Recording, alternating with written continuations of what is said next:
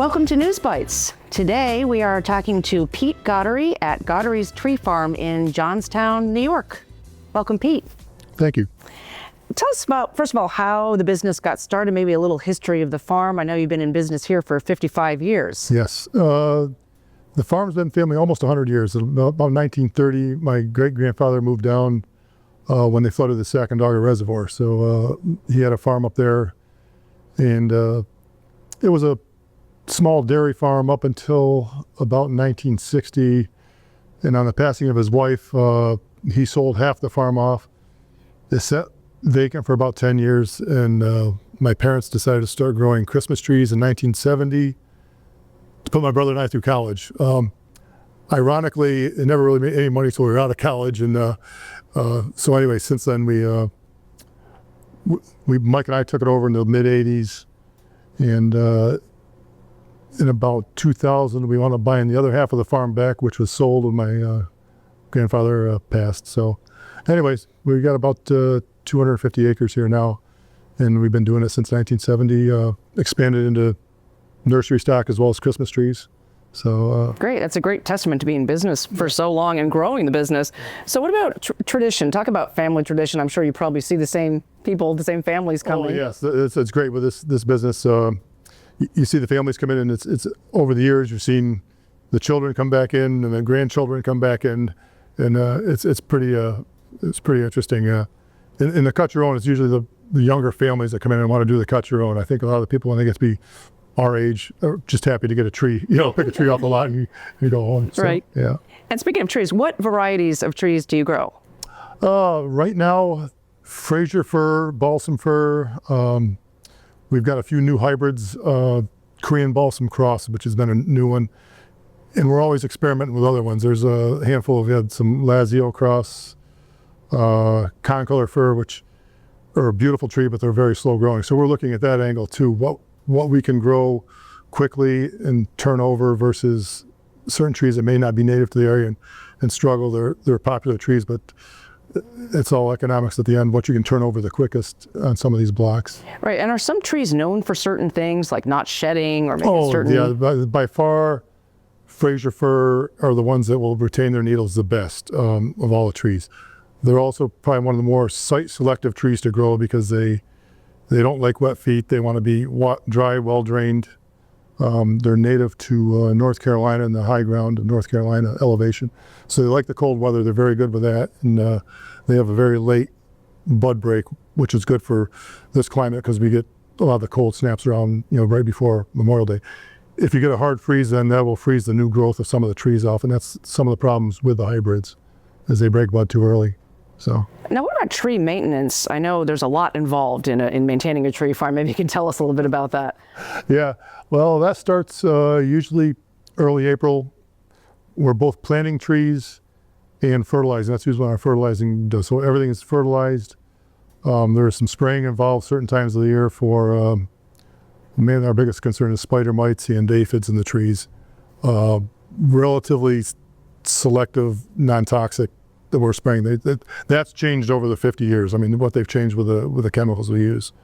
And then of course there's the shearing. The shearing starts around 4th of July. Once that new growth has started to harden off the trees. And with the volume we've got, we try to be done by late September, early October. And you really should shear everything once a season. That forces the tree to create more buds for the following year, and it gives it that uniform shape. So we're always working the leaders and the shearing. And then there's also mowing. We probably mow all these sections 4 times a season, plus some herbicides trying to keep the weeds and the competition down between the trees. So there's a lot involved. It sounds like it. And you were talking about cut your own versus pre-cut. I know you offer both here. Is it sort of an equal situation, or? That depends on the season. It depends, like right now with a lot of snow, we've seen the cut your own drop off quite a bit. If it's a nice year, which we've had, one year we had to shut it down because we had so many people in there. I was worried about not having anything left. That was like 10 years ago. But for the most part, it's about a 50-50 blend, and then I say most of it's weather related and cold related at this point. Yeah. Like today, it's pretty cold out there. Yes. Yeah. And what about tagging your tree in advance? How does that work? We have a lot of people that come in and pre-tag the tree, and they they give us the date they want it cut. So we usually cut it and have it wrapped for them when they come in. And then there's another group of people that want to tag their tree and then come in with a family and cut it. So we have both of those going on. I have two separate areas. There's one area we don't allow cut your own in, so that's easier to monitor and maintain. And it's also where we take a lot of our wholesale trees out of those areas. So just from we have about a 50-acre lot here where we do the cut your own. So does that mean you can tag your tree anytime you want? Is this mostly in the summer or fall? They start right around Labor Day. Okay. And usually for the most part, the areas are going to tag, and we try to have those sheared by that time. So, yeah. And what about other Christmas products? What else do you sell here? Oh, we sell wreaths, kissing balls, garland, bundles of boughs. We also wholesale both of those too. We wholesale wreaths and trees. And of course, we got to probably get into the nursery end of the business too. So we dig a lot of trees also. And you make the wreaths here? Oh, all of them made right here. Right. Yeah. We've got about I think it's about 12 mostly gals that come in here. Some are stay-at-home moms that work during the day. Some are extra Christmas money, so they come in the evenings and stuff. So, but it's a good group. I've had the same group for probably 25 years that come in. Oh, wow, so, that's great. So it's almost like family. Yeah. And you just touched on landscaping. Tell us about the other things you do at other times of the year in terms of your nursery business, your landscaping business. I know you have a berry picking. Oh yeah, we have about an acre of blueberries, pick your own blueberries. We have 2 high tunnel greenhouses which we grow tomatoes in, which a number of local restaurants we supply, and a couple of the orchards around we supply the tomatoes for them. So. And landscaping, is that another part of your business? Oh, the landscaping is probably, after Christmas, the biggest part of the business. We mainly tree installations, design work, that type of stuff. And we have usually 2 crews of guys that are out doing the installations. So my son Jared kind of spearheads that end of it. Great. So it's really a family business for sure. We got 3 different tree spades, so we can dig a variety of trees, different sizes. Yeah. Great. You mentioned earlier when you and I were talking about an environmental stewardship program that you have here. Tell us a little bit about that. Oh yeah, we work with USDA and NRCS. The stewardship program is woodlot management, because on the farm also there's probably 100 acres of woodlots we've got here. So we're in a grant program where we maintain about 5 acres a year, and we also put in a pollinator habitat in the backfield, which is about a half an acre. When we killed all the native vegetation off, and then we put wildflowers. So, and that's a pretty good program. It goes for about 5 years, and then they may renew it. We have to, reseed it to say. So you're planting wildflowers for pollinators. For pollinators. Yes. And the key is you can't mow it. So we can't mow it until after the first hard freeze. So we leave it for the summer. Yeah. And what about an irrigation project? I understand you're starting. Yeah, we've been about 4 years in the making with Fulton County Soil and Water. It's going to be about an acre pond that we're going to put in, and it's going to be able to irrigate about 45 acres of this front field.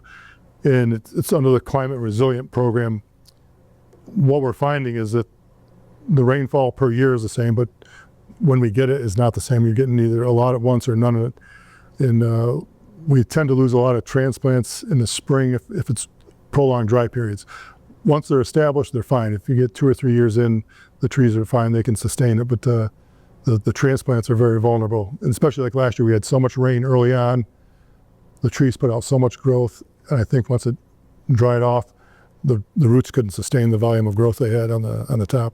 So this is really good. They're supposed to start that in the spring, and I'm pretty excited about that. And that will help you maintain control over the year. Yes. Yeah, and it may not have to be used every year, but you get the right year, you'll be set up to do it, and we'll be able to irrigate the new plantings for a couple of years. Right.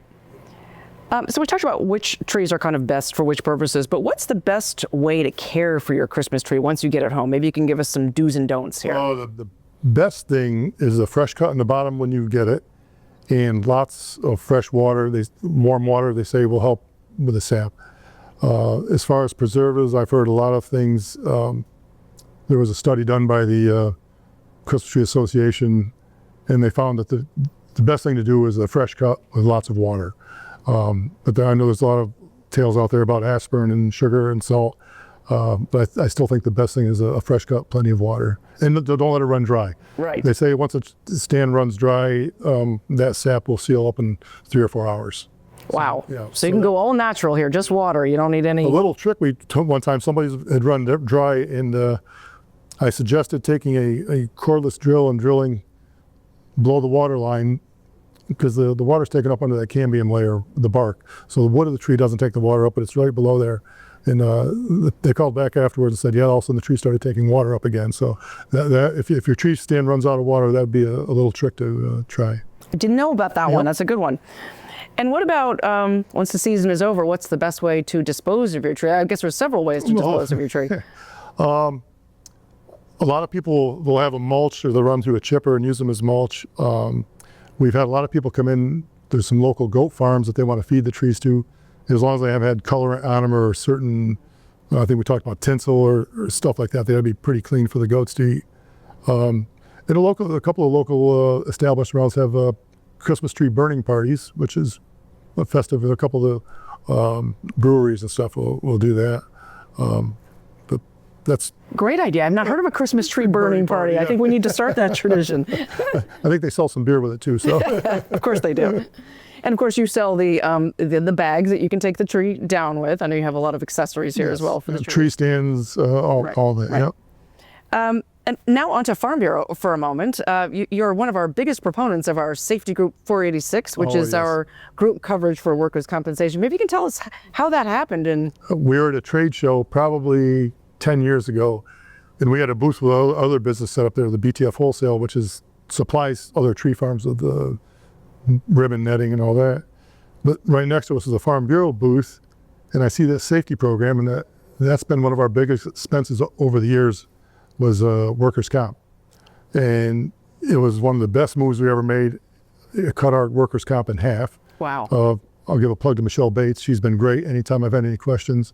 And I really push it to any of the farmers that I talk to. If they have a payroll and they have to carry workers' comp, definitely look into it. It's a big savings. And there's also a rebate at every season if there's been no claims. I'm very happy with it. Yeah, the dividend has been very successful for us. Yes. That's great. And I'm on the Ag and Farmland Protection Board, so all the meetings I always give a little blurb about it. Any of the farms that are looking for it. So Great. Well, maybe you can tell us when you're open, what days of the week, and your hours. It's certainly not too late to get a Christmas tree. yeah, this time of year we're open 7 days a week, and it's 8 till 7, except on Sundays we close at 6.